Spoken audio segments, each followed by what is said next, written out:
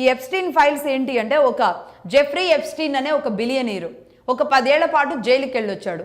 ఎందుకు వెళ్ళొచ్చాడు అంటే, చిన్న పిల్లల్ని లైంగిక వేధింపులకి గురి చేయడం, చిన్న పిల్లల్ని చైల్డ్ ట్రాఫికింగ్ చేయడం, ఉమెన్ ట్రాఫికింగ్ కూడా కాదు, చైల్డ్ ట్రాఫికింగ్ చేయడం. వాళ్ళని తీసుకువెళ్ళి అత్యంత ధనవంతులు, పెద్దవాళ్ళు, ఇదే అమెరికాలో ఉన్న వాళ్ళ అందరికీ కూడా పచ్చిగా చెప్పాలి అంటే ఆడపిల్లల్ని తీసుకువెళ్ళి వ్యాపారం చేయడం పెద్ద వాళ్ళతో. దానిని పింప్ అంటారా, లేదంటే ఇంకేదైనా పదం అంటారా, అలాంటి వ్యక్తి ఎప్స్టీన్ అనే వ్యక్తి. ఆ వ్యక్తి అతని మీద నేర నిరూపణ తరువాత అమెరికా 10 ఏళ్ల పాటు అతనికి జైలు శిక్ష వేసింది. ఆ తర్వాత బయటకు వచ్చాడు.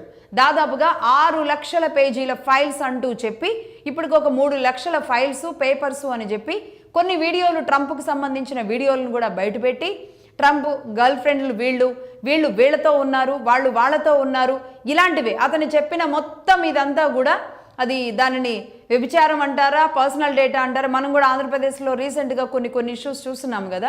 వీళ్ళందరికీ సంబంధించిన ఈ విషయాలు, పర్సనల్ విషయాల్ని బయట పెట్టడమే ఎప్స్టీన్ ఫైల్స్.